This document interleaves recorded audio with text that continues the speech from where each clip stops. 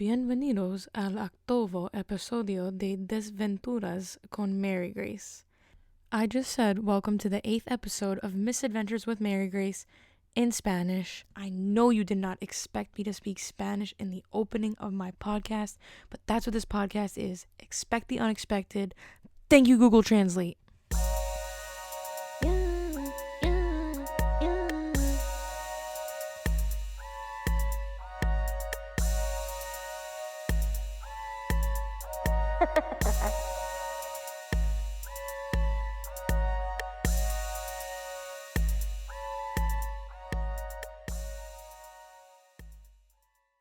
So we all know that Kanye West wanted to run for president in 2020.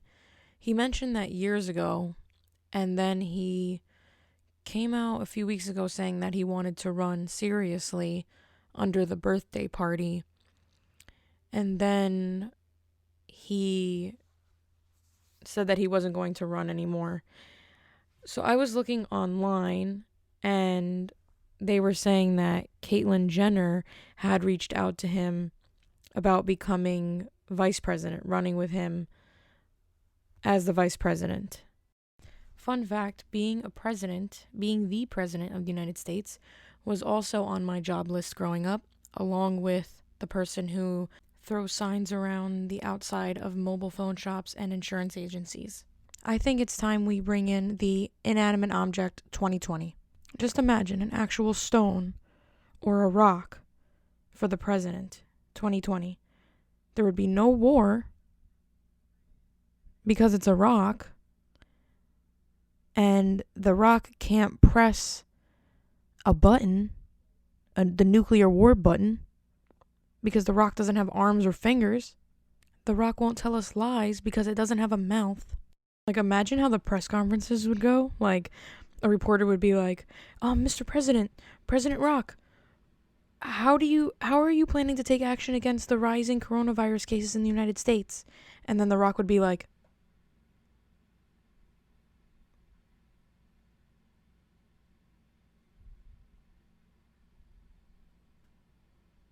absolute silence.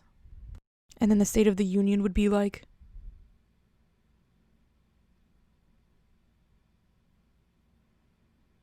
absolute silence for 1 hour. And it would be a rock placed on top of a podium with a mic. He's got my vote. He, she, whatever that rock is, has my vote. Like, Vice President Bookshelf, if the Soviets plan to drop a bomb on us, what is our plan of attack?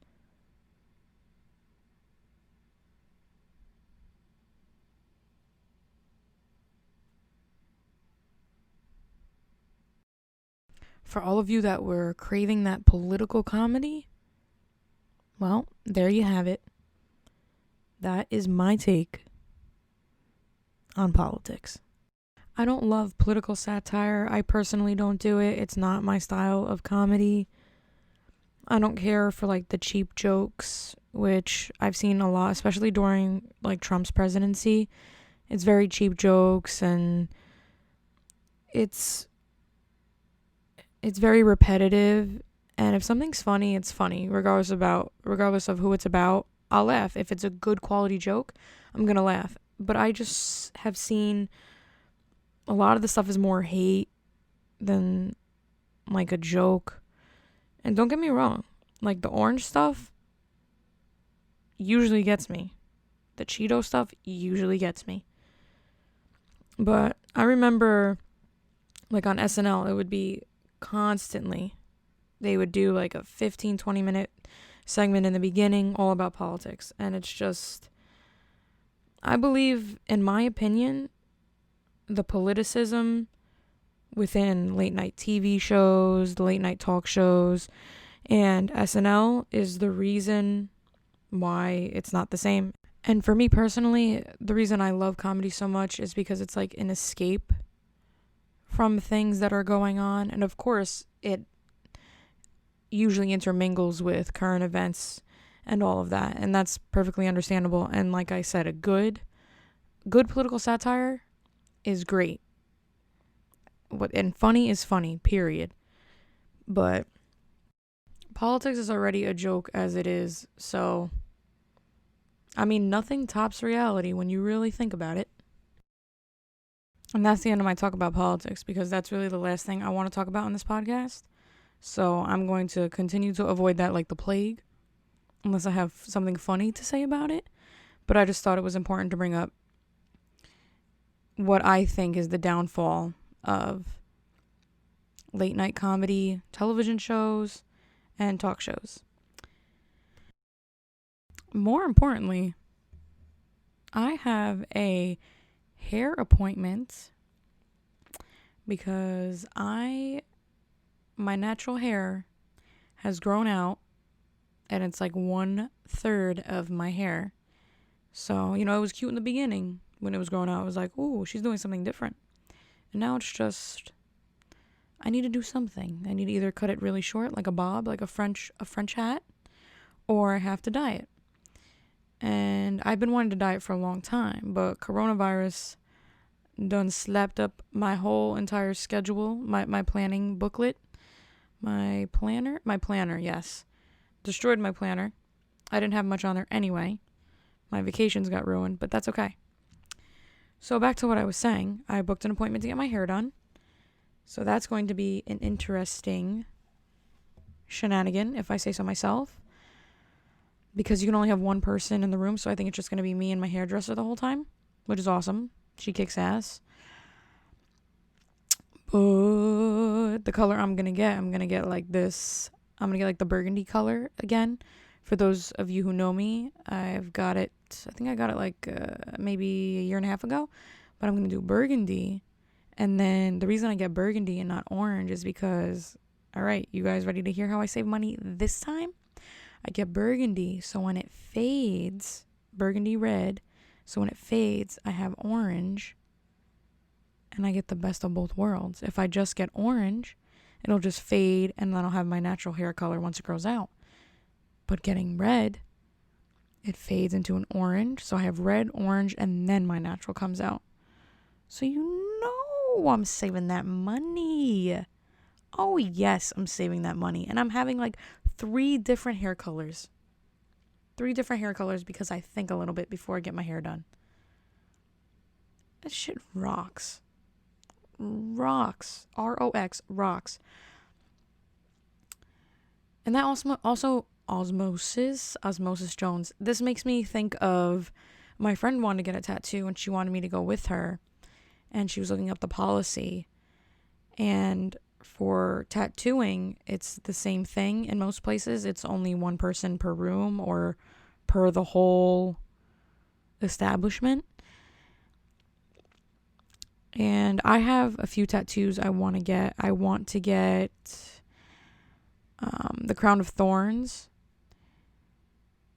to represent my relationship with Jesus.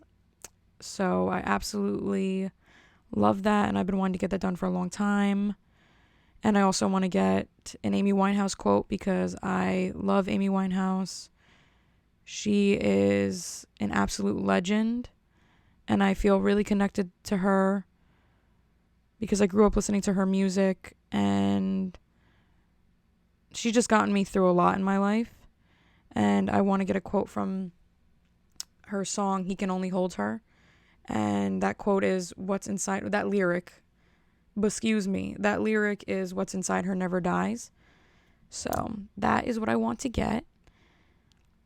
But let me tell you about my tattoo situation. I have one tattoo, and it's the letter P in cursive because when my grandfather died, he was everything to all of us in our family, and he is still my hero, always will be my hero. So the family, we all decided as a family we wanted to get matching Poppy tattoos. He would always sign our cards Poppy. So we took his cursive, and everybody in my family got the whole word Poppy. And I said, I don't want to get Poppy the word because it was huge, and also because I just wanted the letter P. That's what I wanted. And that hurt so bad.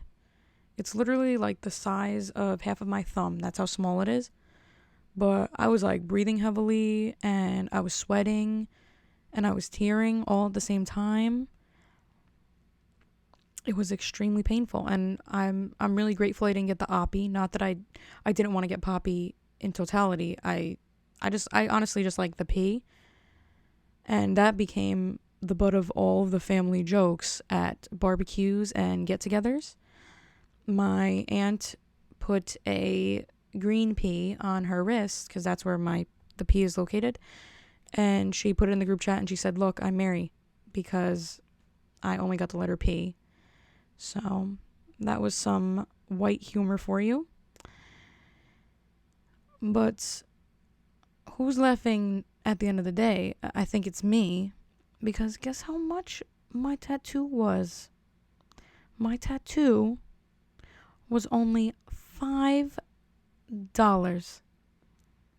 While you were out getting a foot long from Subway, I was getting a tattoo for $5. And this wasn't, a tattoo in your boyfriend's basement. This was an actual tattoo at a tattoo parlor. So it happened in this way because me and my family went together and my sister and my mom got the tattoos, and it looked like it hurt a little bit. I mean, they didn't look like they were in pain, but just the way it looked was like, So, but I was committed to getting this tattoo.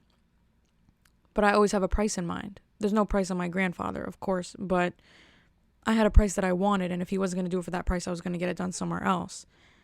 So he was like, the minimum is $50. And I was like, I'm literally getting a dime size letter P on my wrist. And he was like, well, I'm sorry, the minimum's $50. And I was like, all right, well, I will take my business elsewhere. And he was like, how about $45?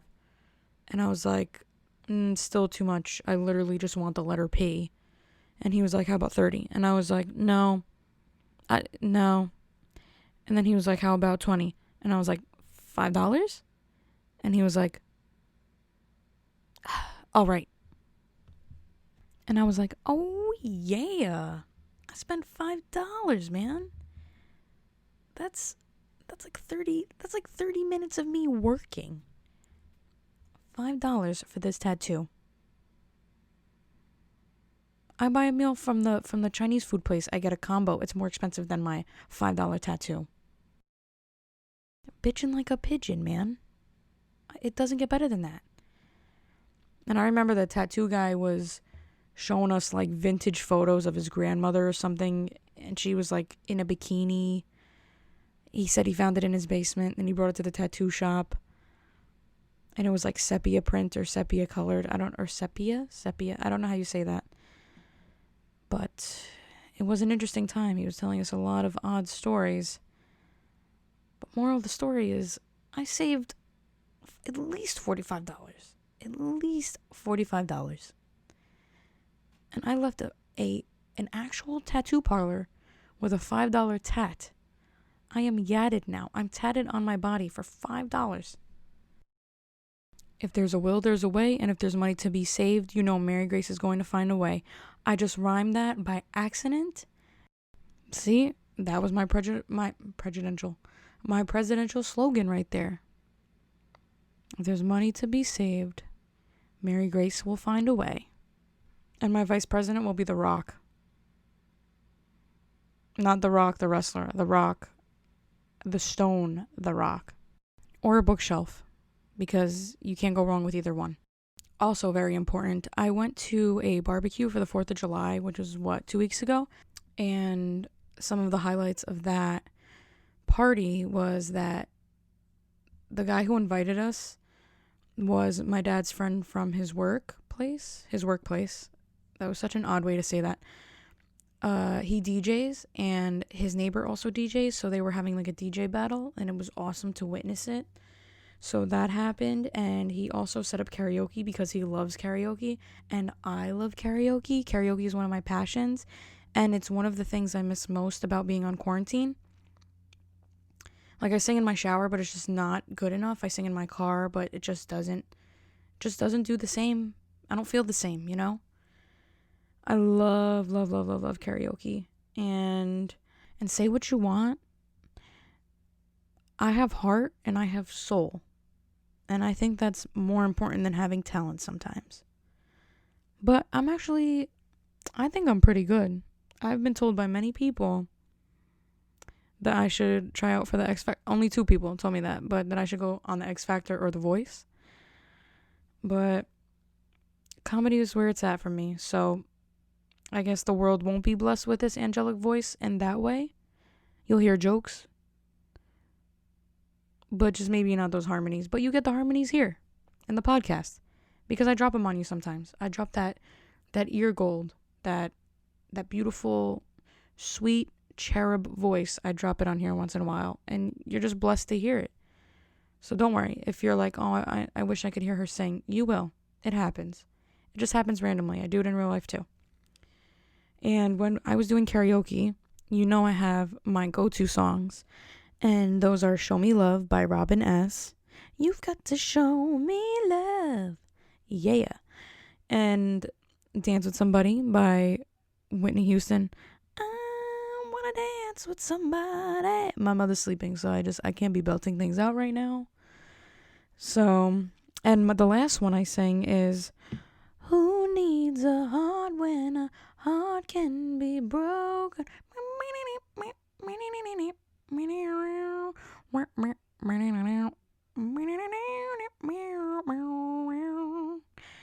By Tina Turner. And if you're not singing any of those songs when you do karaoke, you're doing something wrong. If if these women aren't involved in your karaoke sessions, then something is dreadfully wrong. But then this is where it gets crazy. After karaoke, all I remember is singing, loving you is easy 'cause you're beautiful. Doodle doo doo doo. I also can't belt it out because my mother's sleeping again. So I hope you know the song I'm singing. But I was singing that, and I had 2 margaritas, and then all of a sudden I couldn't feel my arms. I don't know if it was the acidity or it's because it was hot out and I wasn't drinking enough liquid that was water. But I just know I'm never going to have a margarita ever again because I'm not trying to risk it for the biscuit. And when I have a good time, I have a good time. But I never got to a point where I couldn't feel my arms. And when I did feel my arms, I had massive pain. I was so sore. I felt like SpongeBob when he was picking up those stuffed animals when he was lifting weights. That's how I feel when I go to the gym. It's the same pain. And I haven't had that pain of being at the gym and doing weights in almost, 2 years now? Because coronavirus, and then I had that schwannonucleosis. So it's a beautiful pain that I don't have to feel. It's a beautiful thing, not a beautiful pain. A beautiful thing that I don't have to feel that pain. But I did after drinking 2 margs. So I'm not playing chess with margarita ever again. Like if I were a Lego person, I would have ripped my arms off and then put in other arms later. But moving on to my next topic. Moving on. So Trump wants to ban TikTok because it's a Chinese company and it shares users' data with Chinese government so they can track your location. They literally have your identity because you provide all of that information, and they have something with third parties going on. So it's just crazy because I'm over here doing I'm a savage. Stupid, bullshit, ratchet. I never know the first word. I never know it, so I just throw in a random one. So that's what came to my mind was stupid. Stupid with 2 O's. So you mean to tell me I'm doing the Gucci, bougie, ratchet, that challenge, and my information is being sold in the meantime? That's just sad. I can't even have fun and throw my hands up in the air without somebody having my information.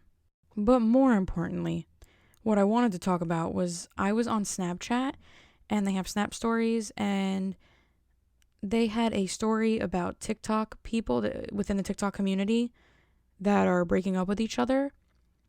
And I was reading it for like 15 minutes, and I don't know any of these people. Like, this isn't my generation anymore. I'm just old. I'm just trying to catch up. But I don't think it's worth it because I don't even know any of these people. Just wanted to be able to have some conversation with my sister. Just kidding. She's not really into that either, but I don't know any of these people. But all I could think about the whole time is, like, how they break up. Like, wait, let me just do this dance real quick. Oh, okay. I don't think I want to be with you anymore. And then they do Gucci, bougie, ratchet. And then they're out. They do that while they're walking out the door. Or they'll do like a point of view TikTok, which is like the person looking into the camera, the selfie kind of mode. And they're like, they'll voice things like, well, they have like things that you can voice over, but it'll also be like a subscription. No, like not closed captioning.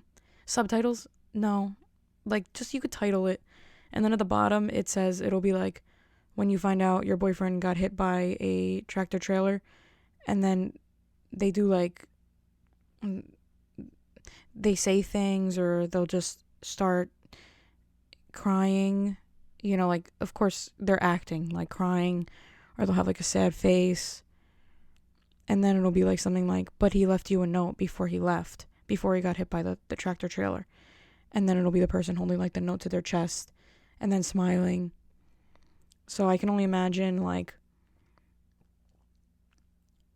they could break up that way too. Like the actual breakup could be like, I'm really breaking up with you. And then it's like real. But not for the TikTok. Like this is real life stuff. So, you know, definitely check out some of those point of view TikToks, I mean, so you can get a little bit of an understanding of what I'm talking about, because I never really understood the TikTok. I went to TikTok University to get educated on it. No, I didn't. I just went to TikTok and I was looking, and they're just, a lot of the point of view ones are just odd, but I can only imagine that they can find very creative 15-second ways to break up with people. I bet that will be the new efficient way of doing things in the future. Well, I'm not TikTok famous like I plan to be, so I think I'm just going to delete the app. I'm sorry to my 8 followers. I love you all, but I can't have any more sergeants calling me personally and asking if I want to join the service. Before I close out this episode, I just want to say something that I forgot to say on the last podcast because I was recording at like 4:30 in the morning and I was so tired. But I wanted to include this in the last podcast. I ended on the passing of Naya Rivera, and I want to close out on a quote of hers because I think it's a very important quote, and regardless if you're a fan of hers or not, I think there's definitely something to be taken from this. No matter the year, circumstance, or strifes, every day you're alive is a blessing. Make the most of today and every day you are given. Tomorrow is not promised. So love yourself, love your family, love your friends. Tell people what they mean to you. Life is too short. So with that, I hope you have a wonderful time listening to the podcast. I hope you did. Because this is past tense. You listened to it already if you're here.